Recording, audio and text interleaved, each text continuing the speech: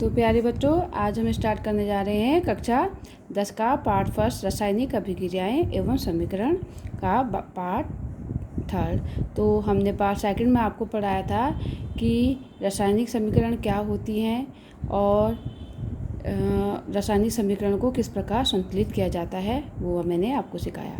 तो अब आता है आपका नेक्स्ट पॉइंट कि रासायनिक समीकरण को संतुलित करना क्यों आवश्यक है बच्चों, है ना। तो रासायनिक समीकरण को संतुलित करना इसलिए आवश्यक है जो कि द्रव्यमान संरक्षण के नियम के अंतर्गत आता है। किसी भी रासायनिक अभिक्रिया में ना तो द्रव्यमान का निर्माण होता है और ना ही विनाश होता है। मीन्स जब कोई हम रासायनिक समीकरण करते हैं बच्चों, तो उसमें ना ही कोई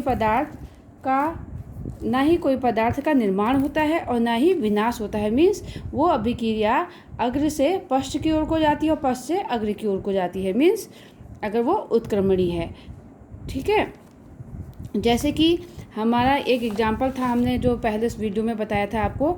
जैसे कि हमारा जब बैलेंस रिएक्शन बनी थी तो हमारा 3Fe + 4H2O goes to Fe3O4 + 4H2 बना था। तो इसमें बच्चों जब कोई भी रासायनिक अभिक्रिया में हमारा जितना द्रव्यमान है, जैसे Fe हमारे के कितने अणु हैं, 3 हैं और वाटर के 4 हैं, और वैसे यहाँ पे जो हैं हाइड्रोजन के कितने हैं, 4 हैं। ऐसे यहाँ पे जितने अणु हैं ये ना तो इनमें इनका द्रव्यमान को हम उत्पन्न कर सकते हैं और ना ही हम इनका विनाश कर सकते हैं। तो यही हमारा क्या होता है, द्रव्यमान संरक्षण का नियम है कि किसी भी रासायनिक अभिक्रिया में ना तो द्रव्यमान को हम अलग से उत्पन्न कर सकते हैं या इसका निर्माण कर सकते हैं और ना ही इसको हम नाश कर सकते हैं। मतलब जितना यहाँ होगा वह उतना ही यहाँ पर भी होगा। इसलिए रासायनिक समीकरण को संतुलित करना आवश्यक होता है बच्चों, ठीक है। तो बच्चों अब देखिए इसमें आगे निष्कर्ष क्या निकलता है कि रासायनिक अभिक्रिया के पहले अभिकारक एवं उसके बाद उत्पाद प्रत्येक पदार्थों के परमाणु की संख्या बराबर होनी चाहिए। तो द्रव्यमान संरक्षण के नियम के अनुसार मैंने बताया था कि जैसे कि हमारा हमने बताया आगे एक रिएक्शन करी थी हमारा Mg + O2, तो ये हमारा बन रहा था MgO बन रहा था, जिसमें हम इसको बैलेंस कर रहे थे। तो 2 ऑक्सीजन को जब हम बैलेंस कर रहे थे तो यहाँ पे 2 लगा रहे थे, तो Mg को भी बैलेंस करने के लिए भी हम यहाँ पे 2 लगाएंगे। तो बच्चों इसमें जो हमारा Mg के यहाँ पे कितने आइटम है, 2 हैं, और ऑक्सीजन के 2, और यहाँ पे भी हमारे 2, इसमें Mg है और 2 हमारे ऑक्सीजन है। मीन्स यहाँ पर हम अभिकारक और उत्पाद में प्रत्येक पदार्थों में हमारे परमाणु की संख्या क्या है, बराबर होनी चाहिए। ये हमारे द्रव्यमान संरक्षण का नियम कहता है कि किसी रासायनिक अभिक्रिया में ना तो द्रव्यमान को हम उत्पन्न कर सकते हैं और ना ही हम द्रव्यमान को नष्ट कर सकते हैं, ठीक है। तो इसलिए रासायनिक समीकरण को संतुलित करना आवश्यक है बच्चों, ठीक। तो अब हम आगे बढ़ते हैं। तो बच्चों अब आता है हमारा रासायनिक अभिक्रियाओं के प्रकार। तो रासायनिक अभिक्रियाओं के प्रकार बच्चों, इसमें आपका सबसे पहले आता है संयोजन अभिक्रिया, फिर सेकंड नंबर पर आपकी वियोजन अभिक्रिया, ठीक है। तो इसमें पहले हम संयोजन अभिक्रिया के बारे में बात कर लेते हैं। तो संयोजन अभिक्रियाएँ क्या होती हैं कि इस अभिक्रिया में 2 या 2 से अधिक अभिकारक मिलकर एक एकल उत्पाद बनाते हैं। मीन्स जब हमारी देखिए जब हम कोई रासायनिक अभिक्रिया करते हैं तो 2 या 2 से अधिक अभिकारक जो होते हैं मिलकर एक पदार्थ का निर्माण करते हैं, तो वो हमारी संयोजन अभिक्रिया। संयोजन मीन्स किसी चीज़ का जुड़कर एक पदार्थ का निर्माण करना। तो जब हम 2 पदार्थ होते हैं, जैसे 2 पदार्थ लिए और उनको हमने आपस में क्या करी, उसकी अभिक्रिया कराई और दोनों ने अभिक्रिया करके एक एकल उत्पाद का यानी कि एक चीज़ का क्या करा, निर्माण करा, तो वो संयोजन, यानी कि 2 चीज़ें आपस में मिलकर एक तीसरी चीज़ बना रही है, तो ये हमारी संयोजन अभिक्रिया। जैसे कि नाम से ही पता चल रहा है संयोजन मीन्स जुड़ना, संयोग होना, है ना। जैसे कि A + B, यहाँ पे हमने इनको A और B 2 यहाँ पे हमारे रिएक्टेंट हैं यानी कि अभिकारक हैं जो कि आपस में अभिक्रिया करते हैं और एक एकल उत्पाद C का निर्माण करते हैं। तो ये हमारी संयोजन अभिक्रिया है। तो संयोजन अभिक्रिया का एग्जाम्पल देख लेते हैं। पहला आता है इसमें कोयले का दहन। क्या आता है, कोयले का दहन आता है बच्चों। तो देखिए जैसे कार्बन और ऑक्सीजन आपस में, जो कार्बन है ऑक्सीजन के साथ जब कार्बन का दहन किया जाता है तो यहाँ पे 2 उत्पाद आपस में क्या कर रहे हैं, सहयोग करके कार्बन डाइऑक्साइड गैस बना रहे हैं, यानी कि CO2 बना रहे हैं, है ना। यहाँ पे देखो कार्बन और ऑक्सीजन ये क्या है, दो अभिकारक हैं जो आपस में क्या कर रहे हैं, सहयोग कर रहे हैं, इन दोनों का संयोजन हो रहा है और ये क्या बना रहे हैं, CO2 एकल उत्पाद का निर्माण कर रहे हैं, यानी कि कार्बन डाइऑक्साइड गैस का निर्माण कर रहे हैं। ठीक है, अब देखिए यहाँ पे हमारा दूसरा आता है जल का निर्माण। जल का निर्माण में देखिए हाइड्रोजन 2H2 जो कि गैस है प्लस O2 जो ये भी गैस स्टेज में है, ये आपस में क्या कर रहे हैं, सहयोग कर रहे हैं, यानी इन दोनों का संयोजन हो रहा है और ये एक तीसरा एकल उत्पाद यानी कि जल का निर्माण कर रहे हैं। तो ये क्या है, हमारी संयोजन अभिक्रियाएं हैं बच्चों। ठीक है, अब आता है हमारी वियोजन अभिक्रिया। जैसे कि बच्चों वियोजन से पता चल रहा है कि किसी चीज़ का क्या होना, वियोजन होना, यानी कि टूटना, अलग होना, है ना। तो वो हमारी वियोजन अभिक्रिया के अंतर्गत आ रहा है। वियोजन जैसे संयोजन से पता चल रहा था किसी चीज़ का संयोग होना, और वियोजन मीन्स टूटना, अलग होना, तो ये वियोजन अभिक्रिया के अंतर्गत देखिए एक अभिकारक टूटकर दो या दो से अधिक उत्पादों में बदल जाए तो उसे वियोजन अभिक्रिया कहते हैं। तो बच्चों ये सेम हमारा संयोजन अभिक्रिया का क्या है, उल्टा है।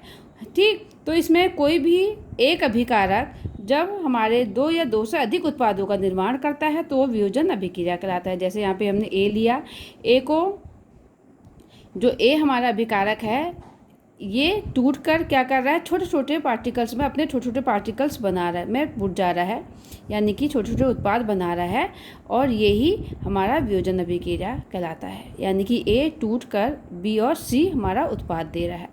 ठीक, तो वियोजन अभिक्रिया के अंतर्गत निम्न हमारी जो वियोजन अभिक्रिया होती हैं ये निम्न प्रकार से होती है। एक ऊष्मीय वियोजन भी के द्वारा होती है, वैद्युत वियोजन द्वारा होती है और प्रकाशीय वियोजन द्वारा होती है, जिसको हम आगे पढ़ लेते हैं बच्चों।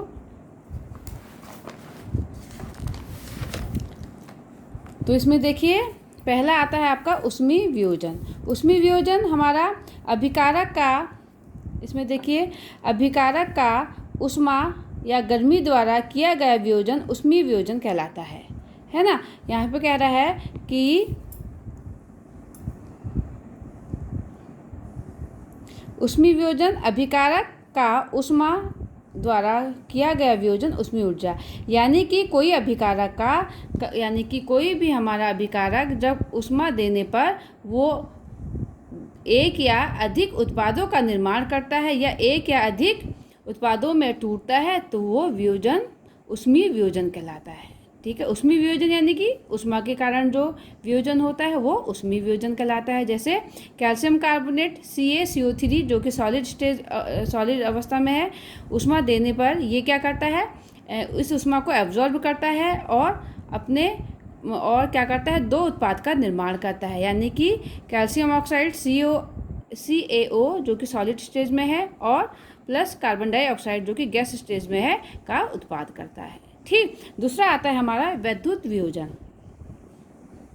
वैद्युत वियोजन में क्या है बच्चों, वैद्युत वियोजन विद्युत धारा के, वैद्युत वियोजन जो होगा विद्युत धारा के, वैद्युत मीन्स विद्युत धारा के प्रभावित होने पर होने वाला वियोजन क्या होगा, वैद्युत वियोजन कहलाता है। यानी किसी भी अभिक्रिया में जब हम वैद्युत धारा प्रभावित करते हैं तो वो अपने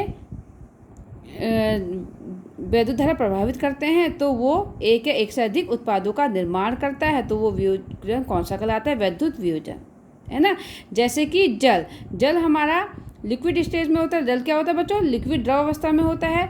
तो वैद्युत धारा जब हम जल में प्रभावित करते हैं तो ये हाइड्रोजन और ऑक्सीजन में टूट जाता है, यानी कि ये दो उत्पाद हमारा हाइड्रोजन और ऑक्सीजन देता है। तो ये कौन सा वियोजन हो गया, वैद्युत वियोजन। क्यों, क्योंकि वैद्युत धारा के प्रभावित होने पर ही इनका वियोजन होता है। ठीक, तीसरा आता है हमारा प्रकाशीय वियोजन।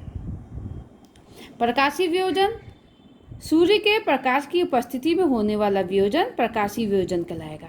ठीक, अब ऐसा वियोजन जो कि सूर्य के प्रकाश की उपस्थिति में होगा तो वियोजन हमारा प्रकाशीय वियोजन कहलाएगा। जैसे कि AgCl है ना, तो 2AgCl जब सिल्वर क्लोराइड को हम सूर्य का प्रकाश देते हैं जो कि सॉलिड स्टेज में होता है, इसको हम सूर्य का प्रकाश जब देते हैं तो ये सिल्वर AgS सॉलिड में और Cl गैस में टूट जाता है। क्या करता है? Cl गैस में टूट जाता है बच्चों। ठीक है, तो ये प्रकाशीय वियोजन कहलाता है। क्यों? क्योंकि सूर्य के प्रकाश के द्वारा AgCl, Ag और Cl2 दो उत्पाद देता है, तो ये वियोजन प्रकाशीय वियोजन कहलाता है। तो इस अभिक्रिया का उपयोग श्याम स्वेट फोटोग्राफी में भी किया जाता है। ठीक है बच्चों, तो अब हम आगे बढ़ते हैं। अब तीसरे नंबर का पहला आपने पढ़ा संयोजन अभिक्रिया, दूसरा आपने पढ़ा वियोजन अभिक्रिया। अब आप पढ़ेंगे थर्ड नंबर का प्रतिस्थापन अभिक्रिया। तो प्रतिस्थापन अभिक्रिया के अंतर्गत देख लेते हैं। इस अभिक्रिया में अधिक क्रियाशील तत्व कम क्रियाशील तत्व को उसके यौगिक से विस्थापित कर देता है। विस्थापन मीन्स बच्चों नाम से पता चल रहा है कि कोई चीज़ विस्थापित होना, यानी कि अभिक्रिया में किसी चीज़ का विस्थापन होना ही विस्थापन अभिक्रिया। विस्थापन मीन्स हट जाना, किसी को हटा देना और हटा के उसके जगहों पर बैठ जाना, ये क्या होता है? विस्थापन अभिक्रिया, है ना। तो जैसे कि बच्चों जैसे कि आपको मैंने बहुत सारे पहले भी एग्जाम्पल बताए थे, तो बच्चों देखिए, तो इसके अंतर्गत क्या है कि जो Fe है वो हमारा कॉपर सल्फेट से रिएक्शन कर रहा है। चूँकि Fe क्या है? हमारा शक्तिशाली है, सक्रिय एलिमेंट है। ये क्या होता है? ज़्यादा एक्टिव एलिमेंट है। ठीक, जो कॉपर है ये हमारा कम सक्रिय एलिमेंट है, कंपेरिजन किसके? Fe के। तो Fe जो है Cu को SO4 विलयन से हटा देता है और उसकी जगहों पर अपना आ जाता है। ठीक, सपोज जैसे कि ये कोई शक्तिशाली बच्चा है क्लास का और ये जो है एक दुर्बल बच्चा है जिसका ये जो अपने परिवार के साथ रहता है, लेकिन Fe को उसका परिवार पसंद आ गया, इसलिए इस शक्तिशाली बच्चे ने Cu को SO4 के विलयन से हटा दिया और अपना जाके इसके परिवार में कब्जा कर दिया। ठीक है, क्योंकि Cu जो है Fe को उसके सॉल्यूशन से नहीं निकाल सकता। क्यों? क्योंकि Cu जो है हमारा कमज़ोर बच्चा है, यानी कि कम सक्रिय एलिमेंट है। ठीक, जो कम सक्रिय एलिमेंट होता है वो अधिक सक्रिय एलिमेंट को उसके सॉल्यूशन से अलग नहीं कर सकता है, जबकि अधिक सक्रिय एलिमेंट कम सक्रिय एलिमेंट को उसके विलयन से उसको विस्थापित कर सकता है। तो यही हमारी विस्थापन अभिक्रिया है। जैसा कि फिर से देख लेते हैं, इस अभिक्रिया में अधिक क्रियाशील तत्व, यानी कि अधिक क्रियाशील तत्व कौन है? हमारा Fe है।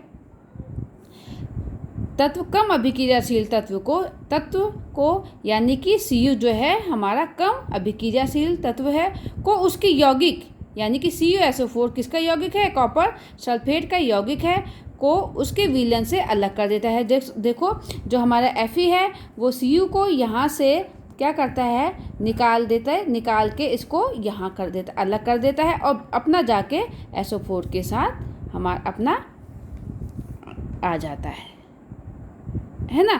तो ये हमारी विस्थापन अभिक्रिया है। Fe CuSO4 को SO4 से Cu को अलग विस्थापित कर देता है।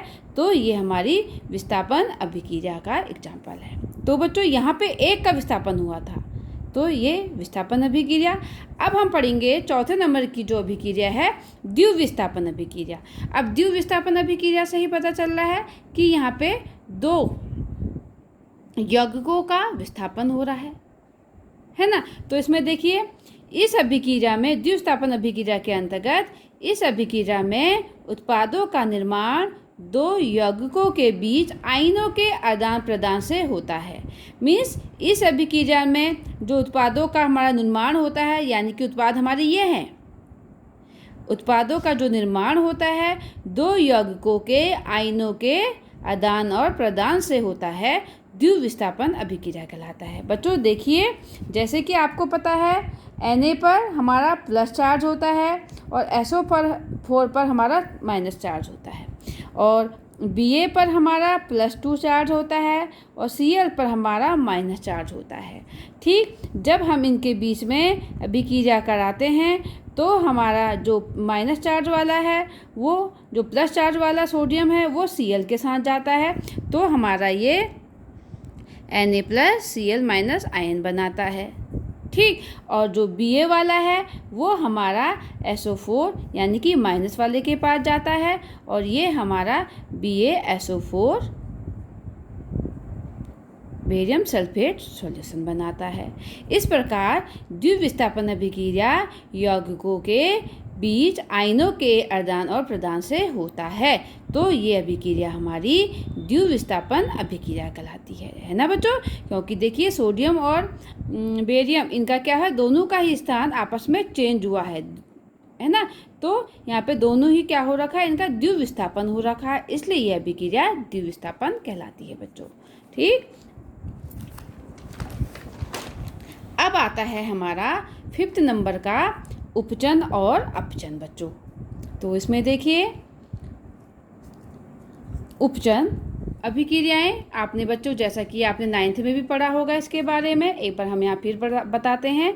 उपचन पदार्थ में ऑक्सीजन की वृद्धि होना या हाइड्रोजन का ह्रास होना उपचन कहलाता है ना। यानी कि जब किसी पदार्थ में ऑक्सीजन जुड़ रहा है तो वो उपचन कहलाएगा, और हाइड्रोजन की कमी हो रही है। ठीक है, यानी कि उपचन में हमारा ऑक्सीजन तो जुड़ती है लेकिन हाइड्रोजन क्या होती है, हाइड्रोजन की कमी होती है, उपचन कहलाता है बच्चों। जैसे कि कार्बन के साथ ऑक्सीजन का यहाँ पे क्या हो रहा है, सहयोग हो रहा है, वृद्धि हो रही है, तो ये कार्बन डाइऑक्साइड बना रहा है, तो ये अभिक्रिया हमारी उपचन। क्यों? क्योंकि यहाँ पे ऑक्सीजन की, पहले कार्बन देखो, कार्बन के पास कोई ऑक्सीजन नहीं थी, अब इसके बाद 2 ऑक्सीजन जुड़ गई है, वृद्धि हो गई है, तो ये हमारी उपचन अभिक्रिया कहलाती है, उपचन कहलाती है। दूसरा आता है हमारा अपचन। अपचन सेम हमारी उपचन का उल्टा है बच्चों। यहाँ पे हाइड्रोजन का ह्रास होता है, यहाँ पे हमारे हाइड्रोजन की वृद्धि होगी और ऑक्सीजन की कमी होगी। अब देखिए उपचन अपचन में पदार्थ में हाइड्रोजन की वृद्धि होना या ऑक्सीजन का ह्रास होना। अब यहाँ पे हमारा हाइड्रोजन तो जुड़ेगा की वृद्धि होगी और ऑक्सीजन का क्या होगा, कमी होगा। ये हमारा क्या होगा, अपचन होगा। जैसे कि देख लेते हैं 2CuO, यहाँ पे देखिए 2CO जिसके पास पहले से ऑक्सीजन है, जब इसका अपचन होता है तो इसमें से ऑक्सीजन क्या हो रहा है, हट जा रहा है, यानी कि ये 2Cu+O2 बना रहा है, यानी कि CuO का अपचन Cu में हो रहा है, यानी कि इसमें ऑक्सीजन की क्या हो गई, कमी हो गई, ह्रास हो गया।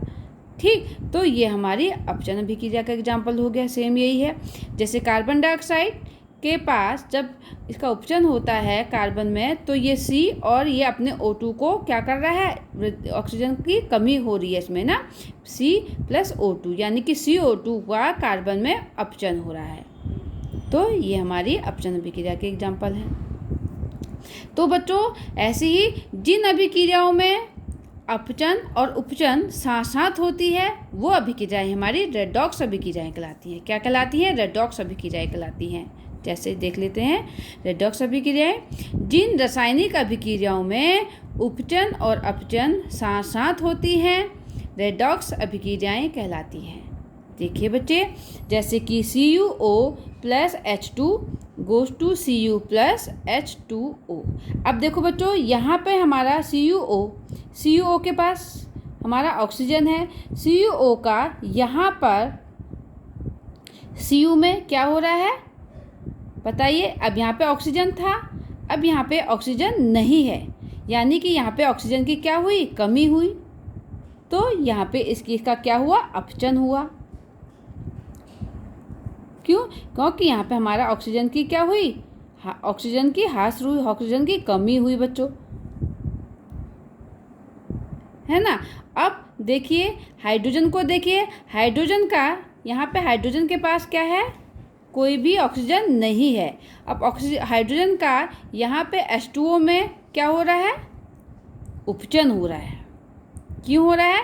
क्योंकि यहाँ पे हमारे हाइड्रोजन के पास कोई ऑक्सीजन नहीं है, लेकिन इस ओर आने पर जब यहाँ पे उत्पाद में की ओर देखते हैं तो हाइड्रोजन के पास ऑक्सीजन की वृद्धि हो रही है, यानी कि यहाँ पे ऑक्सीजन जुड़ रही है। ठीक, तो जहाँ पे ऑक्सीजन की वृद्धि होगी वो उपचन अभिक्रियाएं कहलाएंगी, यानी कि इस अभिक्रिया में अपचन और उपचन दोनों ही अभिक्रियाएं साथ साथ होती हैं।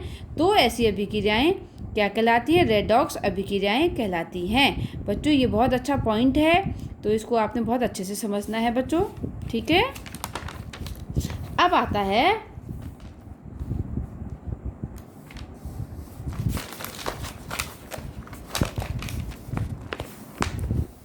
दैनिक जीवन में उपजन अभिक्रियाओं का प्रभाव। तो बच्चों इसमें भी आपका शॉर्ट नोट आता है, बहुत इंपॉर्टेंट पॉइंट है। तो देखिए, दैनिक जीवन में उपजन अभिक्रियाओं का प्रभाव देख लेते हैं। तो पहला आता है संचारण। बच्चों आपने 9th में भी पढ़ा होगा संचारण के बारे में। जब कोई धातु अपने आसपास विद्यमान नमी, ऑक्सीजन, पानी, अम्ल आदि के संपर्क में आता है तब धातु संचारित हो जाता है और उसको हम क्या कहते हैं, संचारण, है ना। तो बच्चों जैसे कि यानी कि संचारण का मतलब है कि बच्चों जैसे कि आप लोगों ने देखा है कि जब कोई नमकीन बिस्कुट आपने देखे हैं, बरसात के दिनों में आप लोगों ने देखा है कि जब हम इसका पैकेट ओपन कर देते हैं तो वो हमारी वायु के संपर्क में आती है और नमी के कारण वो सिल जाते हैं, तो वो कुरकुरे नहीं रहते हैं। तो यानी कि वो क्या हो जाती है, संचारित हो जाती हैं चीज़ें, बिस्कुट, नमकीन सब क्या हो जाती है, बेकार हो जाती है ना बच्चों। तो यही कह रहा है कि जब कोई धातु आसपास की नमी, ऑक्सीजन, पानी और अम्ल के संपर्क में आती हैं तो वो क्या हो जाती है, संचारित हो जाती हैं, तब उसको हम कहते हैं इस वस्तु का क्या हो गया, संचारण होना हो गया। जैसे कि लोहे पर जंग लगना। जैसे कि आप लोगों ने देखा है कि कोई हमारी बेकार की चीज़ होती है, लोहे की कुर्सी या कोई लोहे के बक्से, पहले ज़माने में आपने देखा है लोहे की अलमारियाँ, जो कि अगर नमी के संपर्क में या पानी के संपर्क में आती हैं तो आप देखते हैं ना, लोहे पे एक भूरे भूरे रंग का एक परत जम जाती है जिसे हम जंग कहते हैं, है ना। तो यानी कि लोहे पर क्या हो रहा है, ये लोहा संचारित हो गया है। तो इस संचारण से बचाने के लिए लोहे पर क्या किया जाता है, पेंट किया जाता है। पेंट करने से लोहा जो होता है डायरेक्ट हमारा ऑक्सीजन यानी कि नमी के संपर्क में नहीं आता है और वो ऑक्सीजन से क्रिया नहीं करता है, जिससे वो ऑक्साइड नहीं बनाता है और उस पर जंग नहीं लगता है। इसलिए लोहे के वस्तुओं को यानी कि धातुओं को, लोहे की चीज़ों को नमी से बचाने के लिए या उनको संचारित करने के लिए लोहे के उसमें बॉक्स में, अलमारी में या लोहे की धातुओं में या जो चीज़ें हैं उनमें पेंट किया जाता है संचारण से बचाने के लिए, ठीक है। दूसरा आता है चांदी पर काली परत। चांदी देखते हैं ना, चांदी पर क्या होता है, चांदी के जो बर्तन वो होते हैं उस पर भी संचारण के कारण क्या हो जाता है, काली परत जम जाती है बच्चों, ठीक। वैसे ही तांबे पर हरी परत जम जाती है। तांबा भी क्या होता है, आपने देखा तांबे के बर्तन देखे होंगे, उसमें भी क्या होता है, हरी परत जम जाती है। तो ये हमारा किसके अंतर्गत आता है, संचारण के अंतर्गत आ जाता है, ठीक। इस पर भी शॉर्ट नोट आता है बच्चों आप लोग का, बहुत ही इंपॉर्टेंट है। दूसरा आता है आपका विकृत गंधिता। विकृत गंधिता देखिए, वसा युक्त और तेलीय खाद्य सामग्री वायु के संपर्क में आने पर अपचित हो जाती है, जिससे उनके स्वाद और गंध में परिवर्तन हो जाता है, ठीक है। तो बच्चों देखिए, विकृत गंधिता क्या होता है, ये भी जब जैसे कि हमारे बिस्कुट, नमकीन होते हैं या वसायुक्त तेलीय खाद्य पदार्थ होता है जो कि वायु के संपर्क में, नमी के संपर्क में आ जाती हैं और ऑक्सीजन से रिएक्शन करके क्या होते हैं, अपना स्वाद खो देते हैं, यानी कि तब हम कहेंगे कि पदार्थ क्या हो गया, विकृत हो गया है ना। बच्चों संचारण में धातुओं के लिए बात हो रही है, ठीक। बिस्कुट, नमकीन हमारी विकृत संहिता में होगा, जो कि मैंने आपको इसमें बताया था बिस्कुट, नमकीन का, लेकिन वो आपकी विकृत गंधिता में आएगा, ठीक है। क्योंकि जो बिस्कुट, नमकीन होते हैं हमारे उसमें नमी वाले दिनों में आप देखते हैं कि ये क्या होता है, सील जाते हैं, है ना, क्योंकि वायु के संपर्क में आते हैं। तो हम कहेंगे ये जो हमारे पदार्थ हैं ये क्या होंगे, विकृत हो गए हैं, है ना। तो इनके स्वाद और गंध क्या होते हैं, इनमें परिवर्तन हो जाता है। तो ये हमारी विकृत गंधिता है, ठीक। तो बच्चों इसमें भी हमारा शॉर्ट नोट आता है। संचारण क्या होगा, फिर से मैं एक बार बताती हूँ। धातुओं को जब हम आसपास के धातुएं जो होती हैं आसपास की नमी, ऑक्सीजन, पानी, अम्ल वाले चीज़ों के संपर्क में आती हैं तो वो संक्षारित हो जाती हैं, यानी कि जैसे लोहे पर जंग लगना, चांदी पर काली परत, तांबे पर हरी परत। ठीक। और विकृत गंधिता जैसे वसायुक्त तेलीय पदार्थ सामग्री वायु के संपर्क में आने पर उपचित हो जाती है, यानी कि जैसे बिस्कुट, नमकीन या कोई और जो चीज़ें होती हैं वो हमारे वायु के संपर्क में आती हैं तो ऑक्सीजन से सहयोग करती हैं और क्या होती है, उपचित हो जाती हैं, जिससे वो अपना स्वाद खो देती हैं। तो ये हमारी विकृत गंधिता के अंतर्गत आता है बच्चों। ठीक है। अब आता है हमारा, इसमें एक पॉइंट और आता है कि रासायनिक अभिक्रियाओं के प्रकार बच्चों। रासायनिक अभिक्रियाओं के प्रकार बच्चों, ये भी बहुत ही इम्पॉर्टेंट है। तो रासायनिक अभिक्रियाओं के प्रकार तापमान के आधार पर हम बताएंगे। तापमान के आधार पर रासायनिक अभिक्रियाएं दो प्रकार की होती हैं। एक होती है हमारी ऊष्माक्षेपी अभिक्रिया, दूसरा होती है हमारी ऊष्माशोषी अभिक्रिया।